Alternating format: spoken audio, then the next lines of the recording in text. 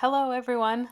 This is such an interesting way to have art class, but I will say my daughter's been hosting an art club with some of her friends and some of mine each week online, and we've made some great projects together. I'm sure if we work together, we can all do the same. Now, some of you may be super excited or nervous, or maybe some of you are feeling defeated, like you just can't figure it all out on the computer, or you're tired. There are so many feelings other than happy, sad, or mad. I wanted to share with you that I'm a little nervous. There are a few things that are making me nervous. I've never really taught online. I've never met any of you. And when I do something new, sometimes I'm nervous. My shoulders and my stomach get a little tight and my legs feel a little tingly. Everybody's different, but that's how I'm feeling. So before we start today, I would like to take a minute to breathe a few times so that we can all be ready for art class today. I'm going to show a video of a dot that will grow. As it gets bigger, I'd like you to breathe in through your nose.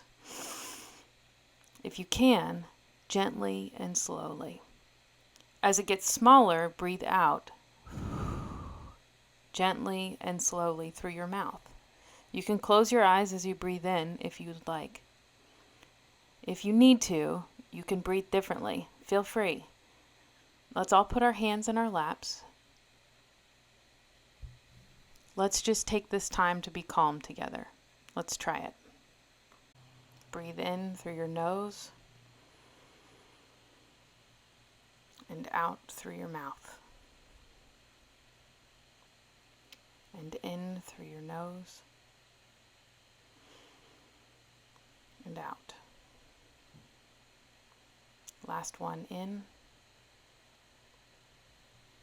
and out.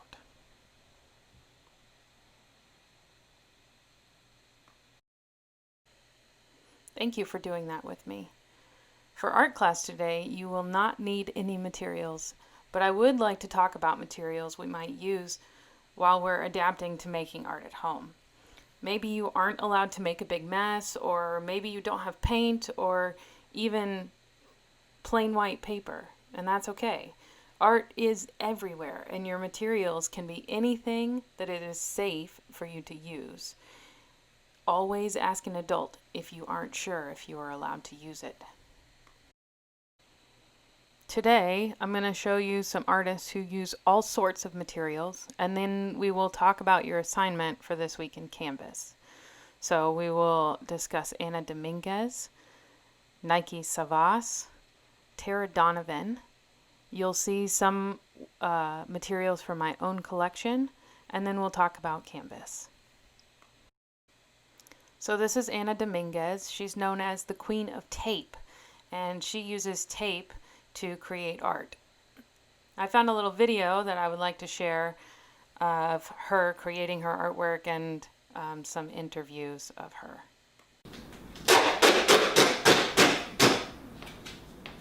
Anna Dominguez calls herself the Queen of Tape.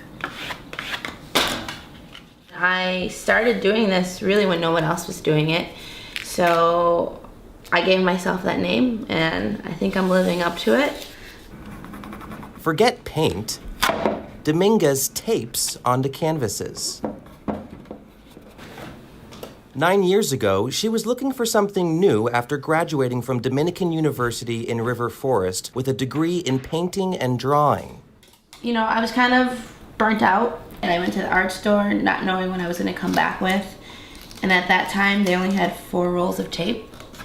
And I bought them. And I was like, this could be fun, you know? And they caught my eye because they were so colorful. She started with skylines, then progressed onto portraits, including some famous athletes. Floyd Mayweather and Conor McGregor. I'm a huge sports fan. And this was actually when I started to play with layers more. His boxing glove is very layered. That tattoo on his chest, it took forever. The tape artist's palette is wide-ranging. We have duct tape here. And then it's like masking tape. It's thinner, it's got a paper feel to it. And then you have, what's the name for this? Iridescent, maybe? And then you have glitter. It's really insane what I get to work with now. 5 years ago, like none of this was here. It was just duct tape. A tape company sponsorship means free supplies. Dominguez says this portrait of tennis player Serena Williams took her 1 month to finish. This is probably my most favorite piece to date. And her hair is full of empowering words, and they're translated in 9 different languages. Because I said this before, we're trying to empower women, not just here, we're trying to empower women all around the world. So it's really important for me to get those different languages in there. We have little tennis players here. They're kind of hidden. Almost any artist can tell you faces are very hard to do, whether it's drawing, painting, or making them out of tape. You want it to look like them, like to the T, and that's what I've always struggled with. Like if I don't get one of the eyes right, or maybe a nostril or something, I can tell, and it bothers me. And sometimes I've restarted completely over. Dominguez was born in Chicago but moved to California at age 5 with her older sister. I was adopted, and we went through a lot of foster homes. So Humboldt Park was the predominant area where, I was growing up for the first 4 years of my life. And then we moved to Burbank, where our mom and dad adopted us. Early on, art served as an important outlet. At first, it was a form of therapy for me, in a way. I started really young, and I used to do it to kind of block out negative things that were going on around me. She came back to the city after college and plans to stick around. When I know what I need to peel, I'll take this back, I'll peel away. Now, the Queen of Tape is on a mission to promote her unique art form. It's different. I'm always about being different. I want my artwork to make a statement, carry on a message, a positive message, especially with the pictures that I'm working on now, with empowering women and, making a voice for ourselves. For Chicago Tonight, I'm Evan Garcia.